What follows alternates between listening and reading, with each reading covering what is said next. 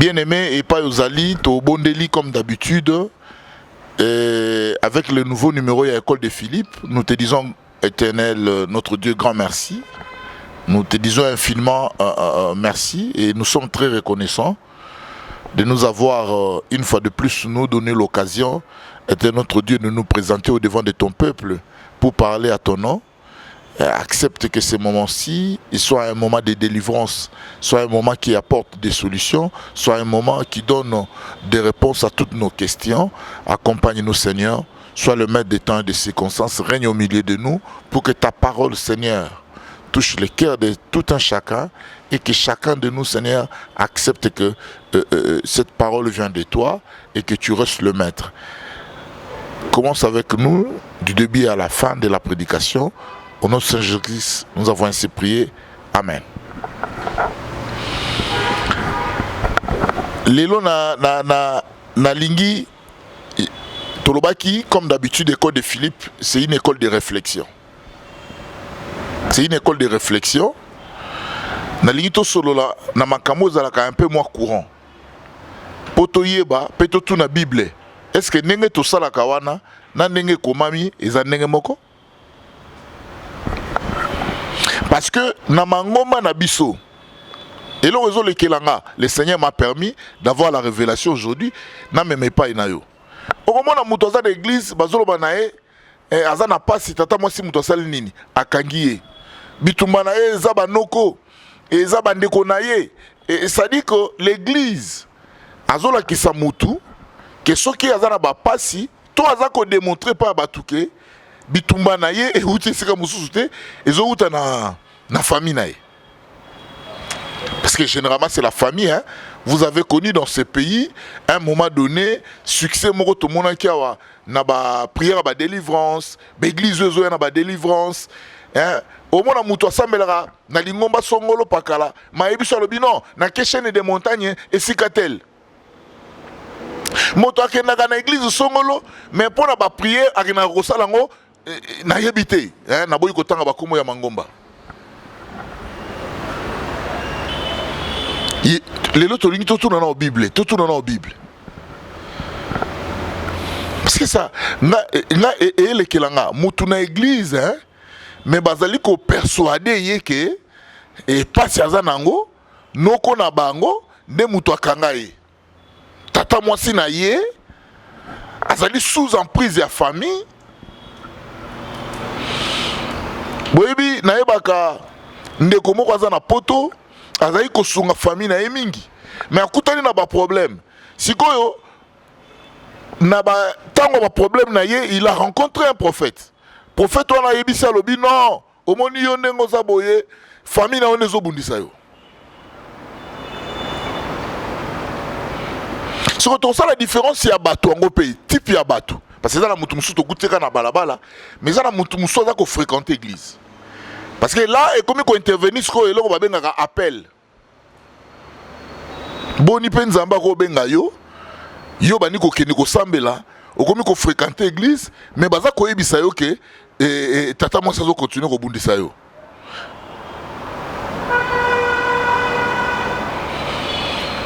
1 Corinthiens chapitre 2 verset 4. 1 Corinthiens chapitre 2 verset 4. Verset 4. Nous lisons au nom de Jésus-Christ. Oui. Et ma parole et ma prédication ne reposaient pas sur le discours persuasif de la sagesse. Ça c'est l'apôtre Paul. L'apôtre Paul dit ceci. Ma parole et ma prédication. C'est-à-dire, nous avons la parole et nous avons la prédication. Toujours, il faut faire une différence. Parce que le prédicateur peut avoir la parole, sa parole et la prédication. Mais tous les deux, selon l'apôtre Paul, ne reposaient pas sur le discours persuasif qu'enseigne la sagesse. Oui. Mais sur la démonstration d'esprit et de puissance. C'est-à-dire ta parole, la parole d'un prédicateur, la parole du pasteur, la parole devrait avoir la démonstration de l'esprit et de puissance. Et non une parole ou une prédication pour persuader les gens. C'est-à-dire, si je comprends, les mots importants, ils allaient makambuya persuasion. C'est-à-dire, on ne peut pas persuader les gens. C'est pourquoi l'apôtre Paul dit, ma parole et ma prédication ne reposaient pas sur les discours persuasif. Mes frères, yo muto yo kaka ba pasteur, yo muto yo kaka batei, mais faut tala siko makambo batei ba enango, maloba ya motei, tolite ya motei, ezali na persuasion na kati to za nani. 2 Timothée chapitre 3 verset 16. Parce que c'est important. Ça c'est l'apôtre Paul qui dit, ma parole et ma prédication ne reposaient pas sur le discours persuasif. C'est-à-dire que il faudrait regarder ce qui nous apporte le message. Si dans leur message, il y a la persuasion ou pas. Ce qui est dans la persuasion, ni ne s'est pas tout dans un message.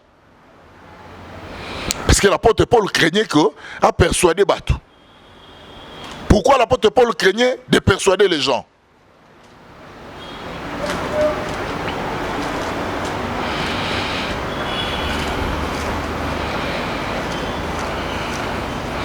Ma parole et ma prédication ne reposaient pas sur les discours persuasifs. C'est-à-dire tout ce que l'apôtre Paul disait, tout ce que l'apôtre Paul enseignait n'était pas pour persuader les gens. Mais par contre, ce qu'il disait avait la démonstration et la puissance de l'esprit. Parce que vous liserez dans certains livres où l'apôtre Paul vous dit non, les femmes ne peuvent pas enseigner, les femmes ne peuvent pas enseigner, la femme doit se taire dans l'assemblée. Par moment, l'apôtre Paul vous dit bon, marier, oui, c'est bon, mais si vous ne vous mariez pas, c'est encore plus mieux. C'est-à-dire tout ça. Quand vous lisez l'apôtre Paul, il faudra faire attention parce que dans ce qu'il dit, il ne persuade pas les gens, mais par contre, il veut seulement faire une démonstration de l'esprit et des puissances. 2 Timothée 3,16. 2 Timothée 3, au 16e verset, nous lisons au nom de Jésus-Christ. Oui. Toute écriture est inspirée de Dieu. Toute écriture est inspirée de Dieu. Et utile pour enseigner. Utile pour enseigner. Pour convaincre. Pour corriger. Pour instruire dans la justice. Non, ça dit, il y a un mot que j'ai cherché. C'est-à-dire, toute écriture est inspirée de Dieu. Dans l'écriture inspirée, il n'y a pas la persuasion. Par contre, dans l'écriture inspirée, il y a la conviction. C'est-à-dire, ceux qui montent, il y a télémi poité, il y a persuader bisoté. Monter, il y a télémi pour convaincre biso. Mais regardez les pratiques dans nos églises. Regardez les pratiques où on démontre seulement aux gens que ils sont combattus par leurs propres frères, les amis, la famille. C'est-à-dire, à un certain moment, je vais donner cette différence. Il y a une différence parce qu'il faut faire la différence entre la conviction et la persuasion. Bino Totanga Mikana, allez encore lire. Parce que, au fait, et la conviction et la persuasion, nous sommes seuls au moyen des arguments. C'est-à-dire d'une argumentation. Mais la différence, c'est que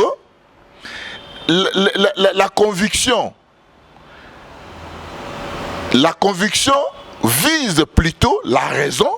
Par contre, la persuasion vise les sentiments. C'est-à-dire, monter à koki ko développer ba thèse belé, monter à koki ko zo argumentation, mais pour convaincre, toi persuader. Or, ce qui est pour la conviction,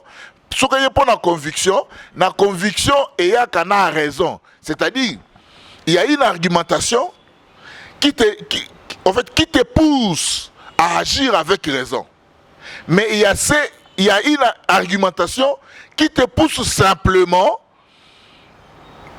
à agir avec les sentiments. Les sentiments, ce que vous côté na mukana po botanga mikana bo mona sentiment.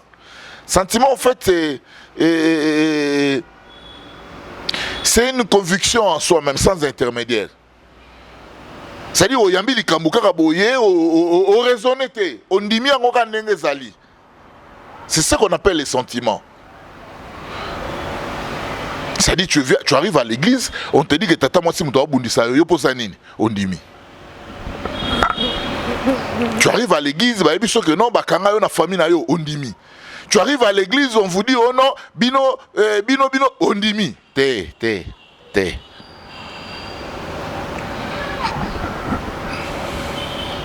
Je vais aujourd'hui faire la différence parce que ceux qui m'ont toyé dans Katia Lingomba, Tomituna na Motuna, Bazolandaï na Bitumba. ndenge muto yaka kosambela muto ami bengi frère muto ami bengi sœur bon rapidement pe ba mi benga ba frère na ba sœur en Christ hein. Mais comment est-ce que muto za frère na sœur en Christ mais il est quand même combattu par nani par sa famille. Est-ce qu'il y a une église ba benga ki une église toi ami yela ki yemo une église. C'est pourquoi l'apôtre Paul insiste. Ma parole et ma prédication ne reposent pas sur les discours persuasifs. Il ne faut pas persuader les gens, il faut par contre convaincre les gens.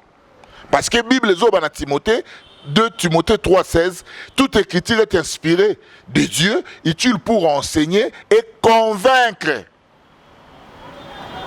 Il faut convaincre quelqu'un afin pour que sagesse naye ezala fondée na maele ya batute mais ezala fondée par nani na maele ya nani ya Nzambe. Non, on ne vient pas pour vous persuader aujourd'hui. On veut vous amener à la raison. Réfléchissons ensemble. Soit une église au Sambela, okina yomoko, soit Nzambe na salinini. Abengi yo.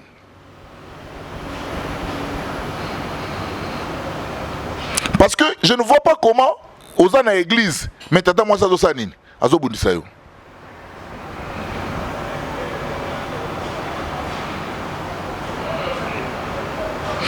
Tata moi c'est pas aux années ndoki, c'est tout à fait normal, à aux années pendoki.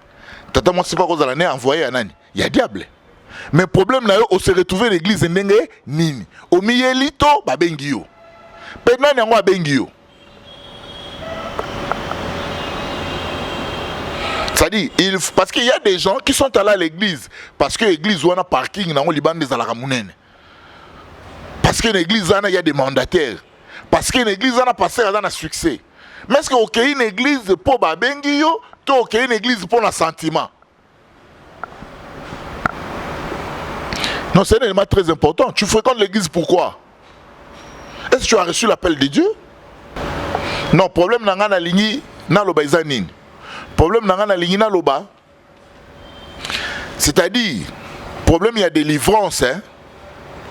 Ils allaient à vous persuader mon toté. Problème il y a des livrances, ils allaient à vous persuader mon toté. Parce que la persuasion, tu reçois un sentiment. Mais problème il y a des livrances, hein. Et c'est que les motoyers appellent na yezo salema nengenin. Pena ni anwazo délivrer ye. Pe délivrance en la ka nengenin.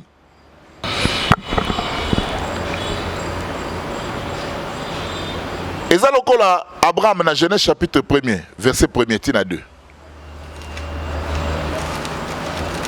Bombaka mukanda Genèse sana parce que dans Genèse sana toloba makambo ebele. Genèse chapitre 1er, le verset 1er jusqu'au deuxième verset. Non, Genèse chapitre 2, verset 1er. Genèse chapitre 2, verset 1er. Nous lisons le nom de Jésus. Oui. Ainsi furent achevés les cieux et la terre. Balobi, tango asilisi kokela lola pe mokili. Et toute leur armée. Oh, c'est que Nzamba keleka lola na mokili te. Na kokela lola na mokili, akeli pe baneni, ba armée na yango. Mapinga na yango, c'est ça au fait. Ça dit, tout ça na mapinga ya lola, tout ça pe na mapinga ya nani? Ya se. C'est-à-dire exercice ya appel, hein. Tango Nzamba benga moto, c'est-à-dire moto afani na kati ya batu, moto afani na kati ya makambo, moto afani pe na kati ya biloko. C'est-à-dire moto za na famille na ye. Moto abota maka na famille na ye, moto abota mi na baninga, moto ake na lingoma na ye, moto pa yebi makambo mokili oyo.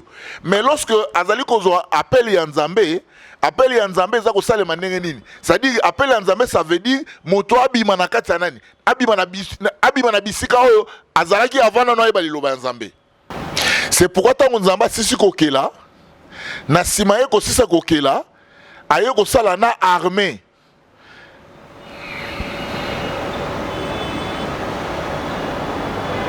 Non, Toroyokana, je vais donner une explication claire. Toroyokana. Si kotango asisi ko sala armée na yewana, c'est-à-dire ce que Nzamba sali armée, il y a likolo pe na se ezali pola ke ubunda. Mais musala armée yango wana, musala armée za bitumba. C'est ka yepo ke sa nini? Ake no ubunda. So azo bunda pona nini? Nzamba zo bunda na nani? Je vous donne un exemple. Bon, mon itam baye ko kanga Yesu, mutu wana zumbele abimisi. Pierre abizumbele abimisi akati mutu litoi. Yesu azu loboko na azongisa abina Pierre tetika. Po papa na ngai, tata na ngai, azali na légion ya ba ange. Soki na ebisie akoko tinda ba ange wana baya awa na armée baya ko bunda, armée moko te mokilo sa nini elonga bango. Mais qu'est-ce qu'il faut enseigner les gens à l'église? Il faut leur enseigner bitumba ya batata mosi na bango. Il faut leur intimider que pas si bazali na yango et outi na famille et outi na baninga.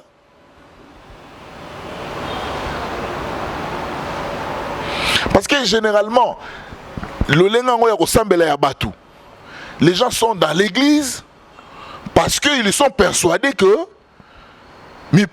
bitumba bazana ngo soki lelo azobala te, c'est parce que azali na lia nani ya famille. So lelo abongi te, ça dit soki lelo azui musala te, soki lelo azala mbongo te, c'est quelque part famille osanini e bundisa ye. Non, lelo tolingi toloba simplement que lorsque nzamba bengaka moto, nzamba tina kande armée na ye pour que ne kozwa moto na maboko ya batu songolo batu pa pakala. Mais eloko na moto asanini, moto ayebite.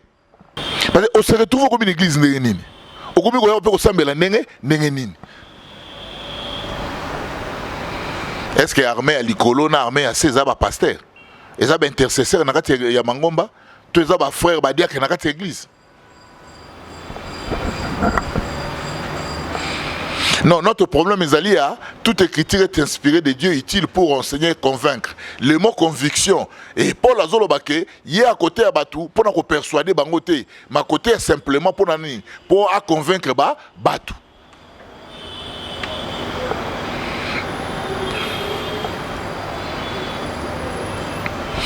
Natangi mukanda wana pour na kolakisa binote nzamba zalaka pe na armée. Nzamba zalaka na armée. Tango sisi kokela akili pe na nani na armée nae. Genèse chapitre 12 verset 1er à 2. Genèse chapitre 12 le premier verset jusqu'au deuxième. Oui. Oui. L'Éternel dit à Abraham: va-t'en de ton pays, de ta patrie et de ta maison de ton père et de la maison de ton père, dans le pays que je te donnerai. Je ferai de toi une grande nation et je te bénirai. Je rendrai ton nom grand et tu seras une source de bénédiction. Non, ça dit, dans l'église, ceux qui vont bani kotangi sayo, balobi na yo ko, passe aux ali na yango, difficulté aux ali na yango, ozo voyager te, ozo kotisa dossier za ko kendete, les atata moi si mutaza ko bloquer yo, ça veut dire que yo mutoza na kati ya lingomba au recevoir appel ya nzambe te. Soki yo zana na kati ya lingomba na yo, l'église oyo sambelaka, tu es encore convaincu que pas sozali nango ezali lien en famille, ça dit toi tu n'as pas reçu l'appel de Dieu. Soki yo tangaka na kombo nzambe otayaka batu, oyebisaka batu, na ba ngo batu ba ote ya bino, bazo parce que en fait problème ya nini ya persuasion za nini. Ya ngomoni apôtre Paul azobo ya persuasion. Pourquoi? Parce que il faut pas persuader les gens. Il faut par contre au convaincre mutu ayeba ke nenga yeboye. Nenga yebo ezali appel ya nani? Ezali appel ya nzambe, même souffrance ezali na yango, ezali na temps et kosala nini? Et kosila. Parce que nous avons dit l'autre fois, bana Israël na kati Égypte, nenga ba komaki na kati Égypte, ezali promesse ya nzambe asalaki Abraham. Vous pouvez lire dans Mukanda Genèse chapitre 15 verset 13. Non, les gens peuvent lire à la maison. Chapitre 15 verset 13, oyo nzamba za kolaka Abraham. Alors bi omoni yo nengo za boy. Bokitani na yo na okobisa bango bapaya. Na mboka moko boy, bakokanga bango, bakonyokola bango. Mais ngai moko nzambe na koya ko sambisa ekolo esali nini? Oyo kangi bango na bombo. Mais est-ce que souffrance à Israël en Égypte, c'est un problème des Israéliens? Parce que même à ceux qui Israéliens ont un problème, ils n'allaient pas trouver une solution. Pourquoi? Parce que les Israéliens n'ont pas promesse yanani. Et en Zambé. Non, le problème c'est qu'on ne veut pas que vous soyez persuadés. On vous intimide pas.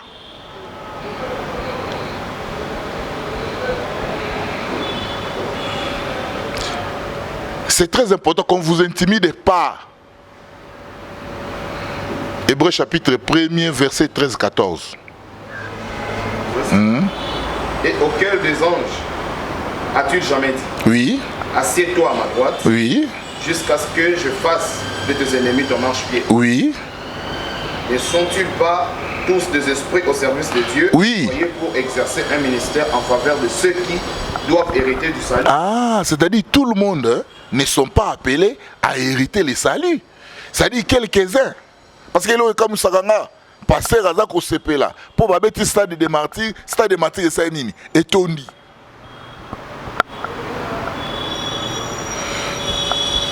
Pe na kati stade de martyrs wana, bakomi ko boka ba musumbu akela. C'est-à-dire, lelo oyo église et comme ko résumer nzambe na ba multitude. Mais soko tali na mukana nzambe bazolo ba multitude kuto elandaki Yesu, bango nyoso balandaki yete.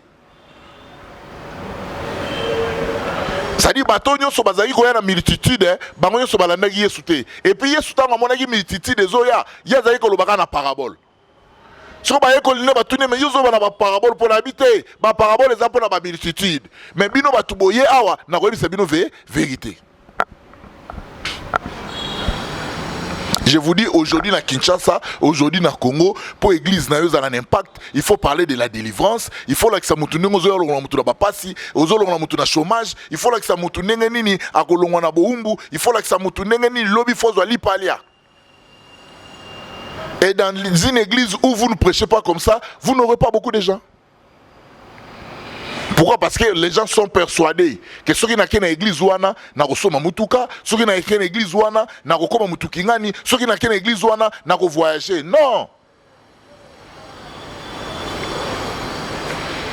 Et on utilise beaucoup de moyens, on utilise beaucoup des éléments pour convaincre Batu, croire na parole ya Nzambe, mais bazali ko convaincre Batu, bazali plutôt ko persuader Batu pour que Batu batikala na boye bien nani ya bomoto.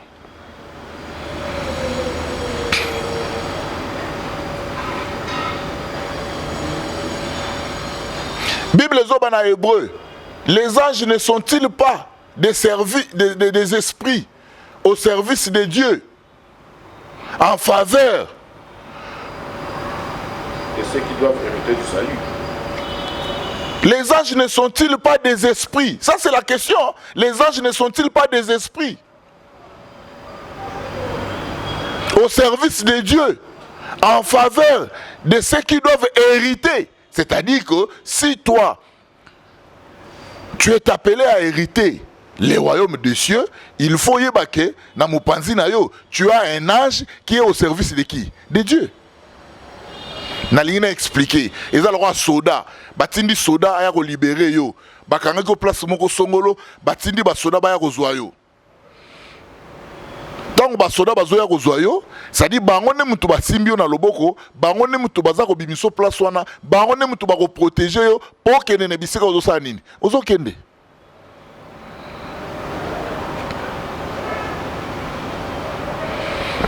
Non, nalina loba nini. Lorsque il s'est retrouvé dans l'église, lorsque il est dans l'église, c'est-à-dire il faut aller dans l'église et pas y avoir pour recevoir appel yanani. Yanzambe. Koya kota dans l'église yo mo côté. Te ozoka moi. Non, ils ont bateau pe basali nini, ba mieli bango moko nanani, l'église. Bible zoloba, tango Israël azako bima en Égypte. Oh, nzamba azako bimisa ne ba nanani, ya Israël. Mais Bible zoloba que il y avait des multitudes de gens qui sont sortis ensemble avec Israël et l'Égypte. Mais vous allez comprendre que Naboumouana, Israël était parce que l'Égypte était puissant à l'époque. C'est-à-dire que mais Nakobima ya Israël, Nzamba bengine Israël, même l'Ititi la Sanini, a bengi bangote. Mais Nakobima mititi de Pesanini, et bimi. C'est-à-dire il ne faut pas être dans la multitude. Multitude n'est pas la persuadée, mais moto a ben ami, il y a l'ingaraza convaincu parce que dans la conviction, il y a la raison.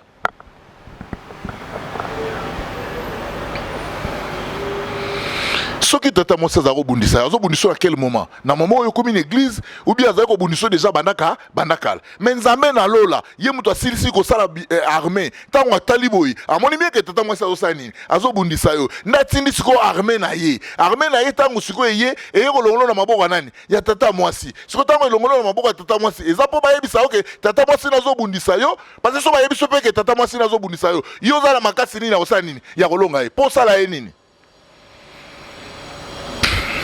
Mais na persuasion bakoyebisa yo mpo bapersuade oke omoni ndenge oza boye tolongolo na maboko ya tata mwasi yango nde eza okanga yo osala nini obota te. Maintenant l'homme n'est pas convaincu na sentiment na ye akondima ayini sikoyo nani tata mwasi parce que il aura maintenant des sentiments de dégoût d'indignation envers bato baosala nini babundisa ye.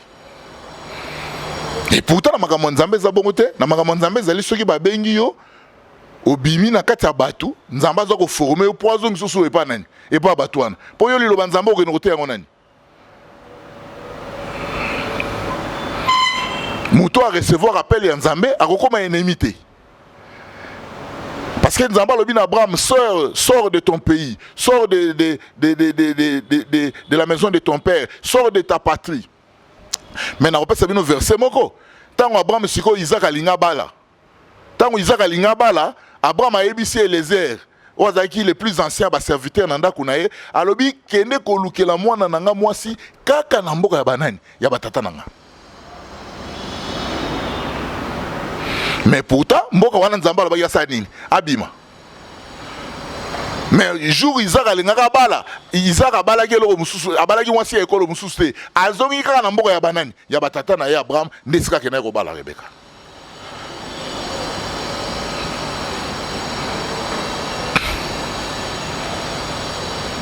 Non, ça veut dire que nengo yozo sambela na église oyo zali nzamene abengi yo lokola nzamba abengi yo c'est-à-dire autour ya yo nzamba tieli yo ange po abana nanu kobundisa yo kobundisa bitumba nyonso oyo ezalaki nzinga na yo sikoyo dans l'entretemps nzambe paza kosala nini koforme yo po yo po yo ozwi musala yo oyini batu oyini batu baza nzinga na yo lobi yo kozanga mutu akenosa nini ya konote ya liloba ya nzambe.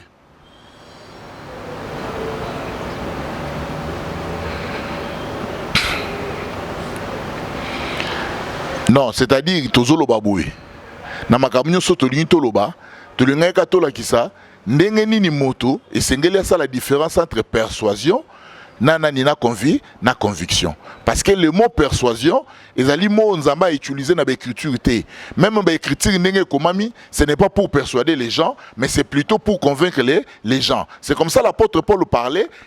Il y a que discours na ye na ba prédication na ye ezali pona ko persuader batu te. Tolobi persuasion ezali eloko nyonso to argumentaire nyonso to ba argument nyonso o evizaka nango kaka ba sentiment.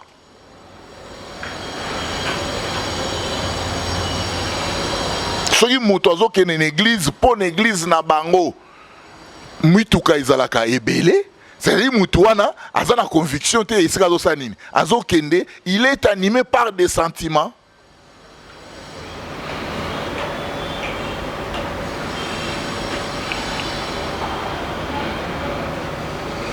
Na yebi pe ser moko asabeti lo ba 5e année ta ba 10e année na église wana te libala ngo pa kena ko luka zo sani azozwa te. Mais l'église wana c'est chaque dimanche, c'est chaque semaine bato basaka ba témoin ndenge ni bazozwa mabala mais yena na zute. Est-ce qu'il faut tout ça la église ya kobenga bato baya kozwa mbongo ya kobenga bato baya ko voyager ya kobenga bato baya kobala ya kobenga bato baya batombwama ou bien ya koyebisa bato liloba ya nani ya nzambe.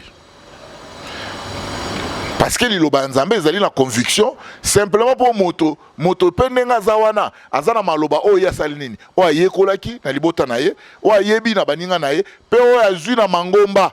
Lorsqu'il rencontre la parole de Dieu maintenant ils ont convaincre que ndenga yebaki wana ezabongo te esengela yeba na lolenge ya boye.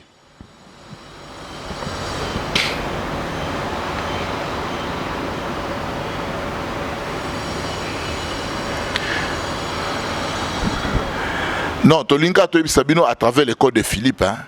mon frère, ce qu'on se retrouver dans l'église, bah ebisio que l'église wana bazo yebisa yo que tata moi sino abundisaka yo, noko no abundisaka yo, nani kinga nazo bundisa yo, baninga no bazo bundisa yo, c'est-à-dire que l'église wana ba yebina nu liloba ya Nzambe te. C'est une église animée simplement par les sentiments. C'est pourquoi l'église ya bongo, ba église ya lolenge wana, batu bazali ebele, et bazali ebele, mingi, ils ne sont pas là pour des raisons, mais ils sont là pour les sentiments. Qu'est-ce qui te pousse à aller là-bas? Est-ce que c'est l'appel de Dieu? Ou bien c'est parce que, au Keipo, au Kozuelo, au Songolo, au Kozuelo, au Pakala. Et puis, naba kambi ya mangomba, basi ba yebi makambo bino boyaka koluka na église.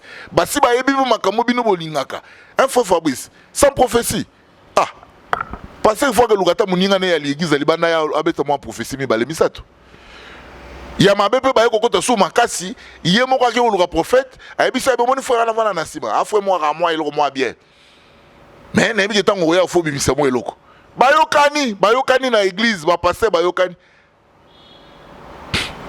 Et puis, si vous avez visité, généralement, vous visiter vous avez un rambon. Si vous avez bien, vous visiter vous avez un rambon.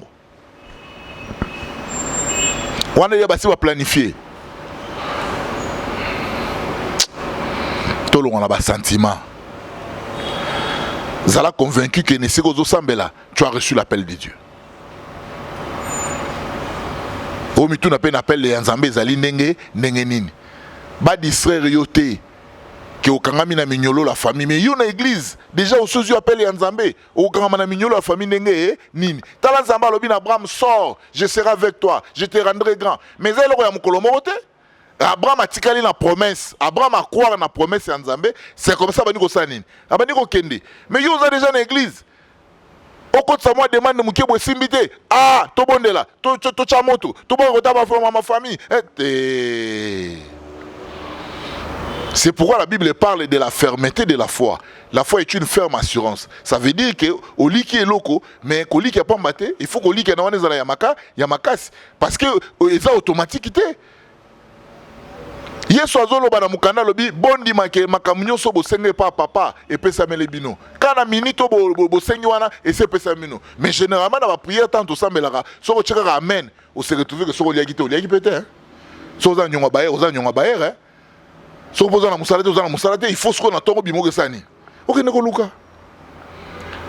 Il y a une deuxième phase, il y a foi, et c'est ce qu'on appelle la démonstration. Au sein de Nzambe, il y a 6 classes, Pesanga Moussala. Nzamba sa peso Moussala. Yon dima que so zuminani Moussala. Mais tant qu'on a mukana tongo, au mimonika na chambre na yon et toko isiko la. Si ko bima na tongo, kende ko luka Moussala, bisra misale zanini. Ezali. Ovani nanda ko poto ta mwasa osanini yena kangi ba porte na yo na famille na biso mutuna na salate qui vous dit ça mais yo recevoir appel à Nzambe yo na église o se retrouver nengeni yo pe na église o yenenge nini o na église nenge nini to lingi to lobake na lingomba soki muto ye ko sambela muto amiyela ka ye moko te mais sala pengele tango somi yeli yo moko ngonga o Nzamba bengi yo na nisa nini e ko kite. Tant que nengozoya wana yeba ke Nzamba zali na ba ange na ye o bazali ba esprit na service ya ba enyo so basali nini ba biengami. Ça veut dire que quel que soit bitumba ezali, quel que soit forme bitumba ezali, yeba ke Nzamba zalaka na armée na ya azali na yango potanga seki kokela akela ki pe armée. Oh armée wana sikoyo ezali nde ba ange wana oyo bazali ba esprit na musala sikoyo ya Nzambe pona kokende kosunga batu oyo Nzamba zo sala nini azobenga. C'est-à-dire bango nde mutu bakobanda ko empêcher biloko wana ezosenga yo ye bango te.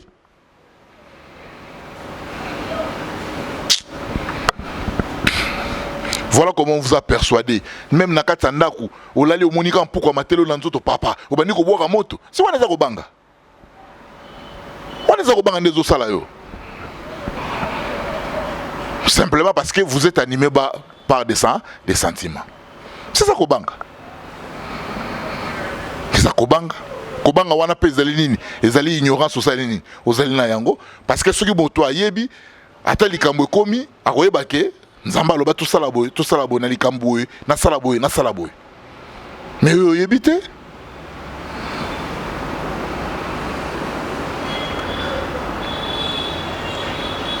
Non, c'est-à-dire notre prédication et notre parole ne doivent pas reposer sur les discours persuasifs. Et puis généralement, discours persuasifs, ils ont la sagesse yanani, yabatu. Batali sakamutuka makambo ya kosala nini, ya komonana. L'Église aujourd'hui nous a persuadé que le bonheur est en Europe.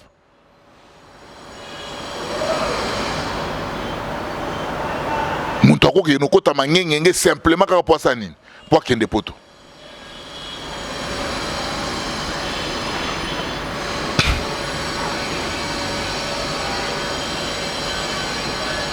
Tosilisa.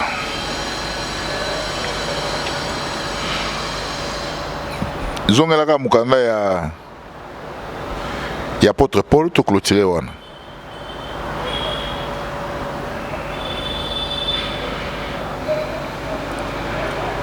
Un Corinthiens chapitre 2. 1 Corinthiens chapitre 2 verset 4. 1 Corinthiens chapitre 2 le verset 4, nous lisons de Jésus-Christ. Et ma parole et ma prédication ne reposaient pas sur les discours persuasifs de la sagesse, mais sur une démonstration d'esprit et de puissance. Bah, ok, continuez. Afin que votre foi fût fondée, non sur la sagesse des hommes, oui, mais sur la sagesse de Dieu. Alors, l'objectif c'est ça. Ce qui nous embête, à mon avis, pas ya Paul, et ça là qui pour Paul ya kosunga biso, pour kondimana biso, et fandate na maele ya bomoto. Mais fanda par contre na maele ya nani? Ya Nzambe. Teke yo tioke na église wana, o ke église pose un diplôme. Te pose un diplôme hein, que no mi komisa na classe, pose un diplôme hein, participer na nani? Na cours, pose un diplôme, ça l'interro, ça l'examen, ça la TP, o pose un diplôme.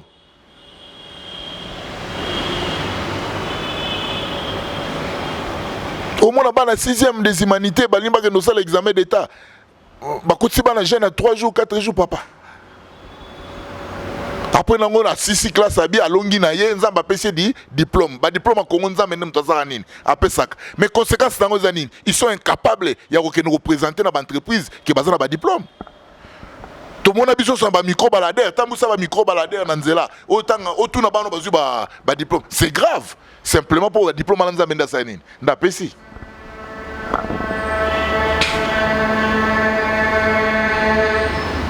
mais aller à l'université, c'est chaque année. On déverse des multitudes des étudiants. On a marché d'emploi. Et combien ils cherchent le travail? Combien? Pour nous avoir des diplômes. Ça, c'est la sagesse humaine. Vous avez persuadé les gens. Ce que vous avez persuasion, il y a l'occasion de des diplômes.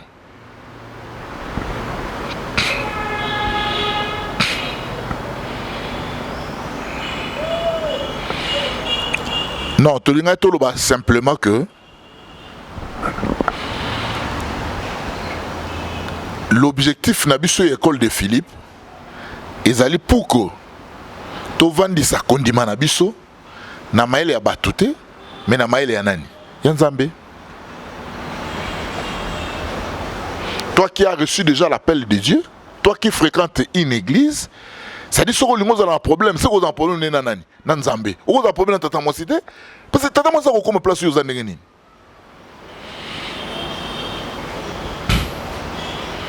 Tata Mwasite a comme place sur les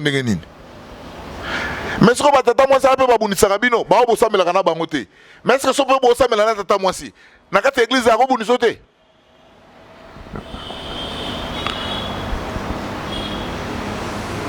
Parce que bazola qui ça OK. Eza Tata Mwasite, eza noko. Pour y avoir une église na binote, mais so ba ni ko une église na bino. Non, tolinto lo baboui. Mutu généralement soka botami, abota makana kati ya famille, mutu akoya kokola na baninga, mutu akoluka bonzambe na ya kopona, soit akene bouddhisme, musulman, mutu pe azana ba makambo yemo kwa michelaka na mutu. Ça c'est l'homme. Mais si soki azali appelé ya Nzambe, Nzamba koya na ngongo ekokokisama, Nzamba kosala nini? Akobenga ye. Tango azobenga ye, ça veut dire azobimisa ye na makambo nyonso ya sa nini? O azalaki na yango wana.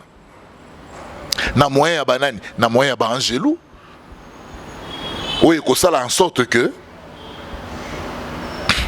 mutu aya koyeba nzambe siko na ndenge ya nani, na ndenge ya solo, po ye moko asala face na bitumba.